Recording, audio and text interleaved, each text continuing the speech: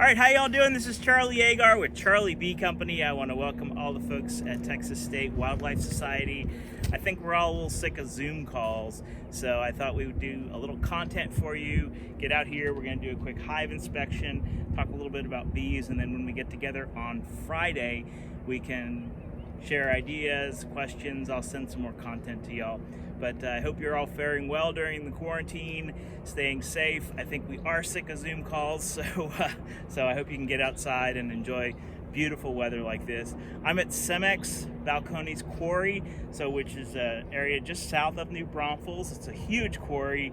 Adjacent to that, they have a nature area here where I keep bees. It's one of the many places where I keep bees. So come on over, we'll do a quick inspection. I'm gonna start with just this hive right here. So that's a good spot. Thank you to my cameraman, my wife Kay. She's awful cute. You can't see her, but she's awful cute. So I want to walk you through the basic tools I have. Of course, a smoker. Smoker does a couple of things.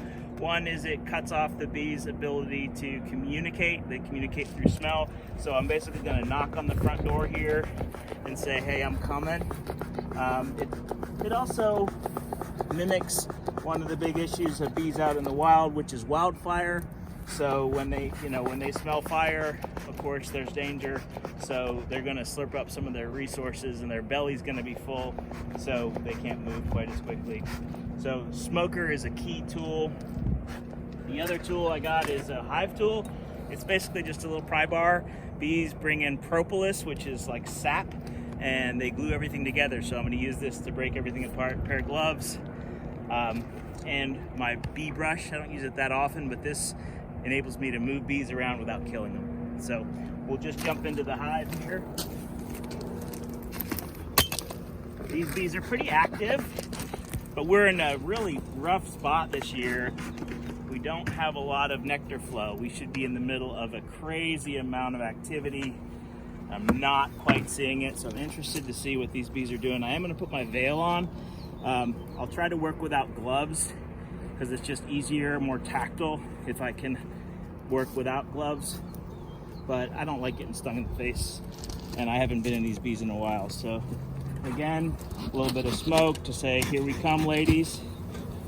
And that pleases me. When I see that amount of bees coming up in the top, this is what's called a honey super. If you can pan down, honey, tilt down, we've got 3 boxes.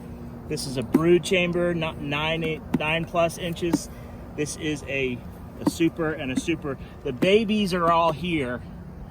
The honey is going to be up at the top. The bees do that naturally, but I'm going to work that with the boxes so that when I do harvest honey, this is where it'll come from. So again, smoke's my friend. Use my hive tool to pry the frames up and see what we got. Good news. So what we've got here is nectar, right? So these bees are working this frame, filling this frame with nectar. That's a really good sign that pleases me that we might get some honey. When this nectar is dehydrated, the bees chew it and they dehydrate it with their wings.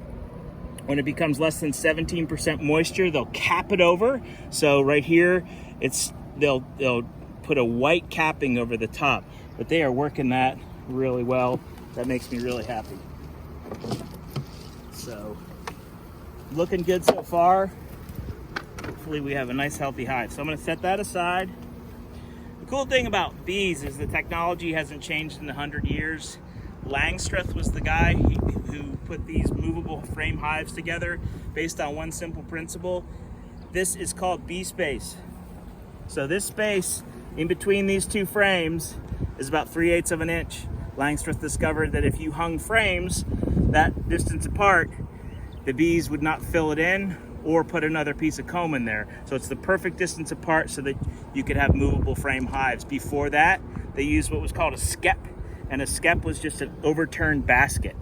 And but the technology hasn't changed. Here's a good glimpse of foundation. So right here, this is just plastic foundation in a frame, and then they're building up wax. I can feel wax right here as they're building it up. Now here's a frame they've drawn out. Again, looking pretty good. I was really worried. We've had a really poor nectar flow this year. A lot of rain, a lot of cold, a lot of late cold. So this pleases me and we still have a little bit of time left before we run out, before the summer, what's called the dearth. So these bees are slowly filling out this top box. Not a lot of activity up here. So I'm gonna go ahead and get into the next box. And I had pushed these frames up here in the hopes that these bees would make a little more honey. Fill this box again. Smoked, my friend. I'm gonna say howdy do to this next level.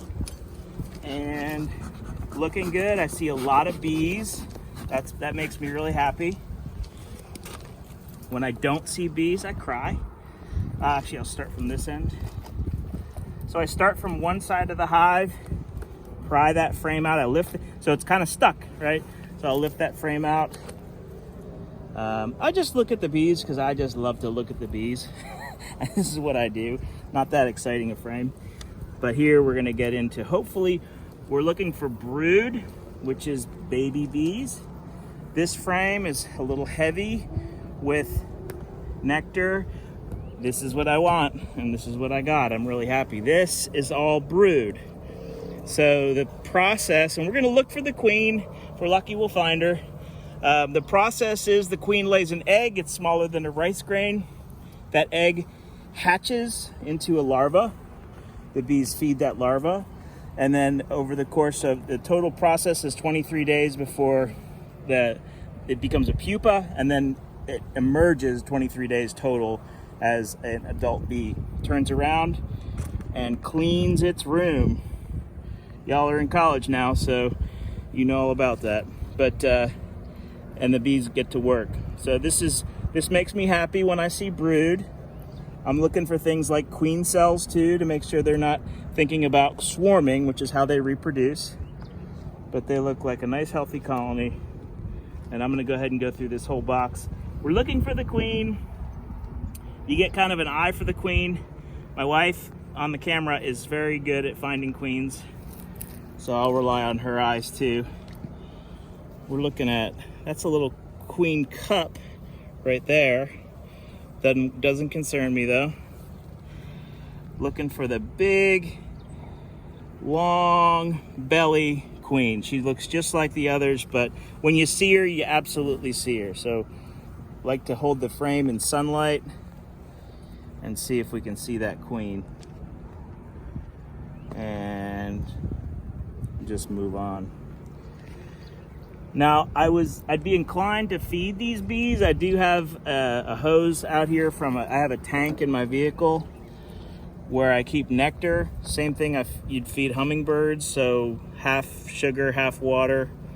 But I'm seeing enough resources, at least in the top, and they are in the nectar flow, so I don't want to make honey out of sugar water. So this is the time of year that I back off on any potential feeding so that I don't get lousy honey. I want honey to be pure nectar, pollen from out in the world. Looking for that queen. And again, we've got a decent brood pattern. Usually it's nice to see a little tighter. We are in the second chamber, so I'll be interested to see what the next chamber down looks like. All right, we started working through the hive, and there she is. We found her. Luckily, she's a marked queen. That's a green marked queen from 2019. So they get marked with a color for every year. Let's watch her for a minute. Maybe we'll get lucky and see her lay an egg. She'll dip her tail in. Look how much bigger she is right there. She's just longer. And it's one of those things when you see her, oh, you see her, you know, you just absolutely know it. And it is certainly helpful that she has a nice big green dot on her. So I'm happy with this hive. They're doing okay. I think we're in real good shape.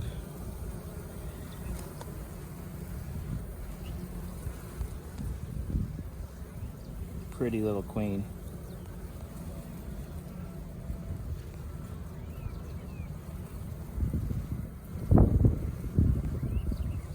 Look at how they tend to her. Oh, I lost her other shoes. They check her out, they preen her, they feed her. How long does she live? Oh yeah, so this queen will live up to 5 years. She'll only really be productive though for 2, maybe 3 years. So, oh, she just fell in. I saw where she went. She went and she dropped in. That's just fine. So it's a little bit like chickens. You know, you raise chickens, you fall in love with your chicken, and then they stop laying eggs, and then you have to make a decision. I don't fall in love with queens, but I'd prefer to let the queen keep laying. But if she's not productive, that's something I'm gonna have to do, is pinch a queen and replace her. I buy queens from a queen. Ow! Dang it. I buy queens from Gretchen Bee Ranch, which is in Seguin, and he gets them from the queen rearing operation in East Texas. Getting a little feisty here. I don't know. So that's a healthy hive. They're doing great. I'm not going to get into the next level. I'm not going to feed them. Doing just fine. So we're happy with that hive.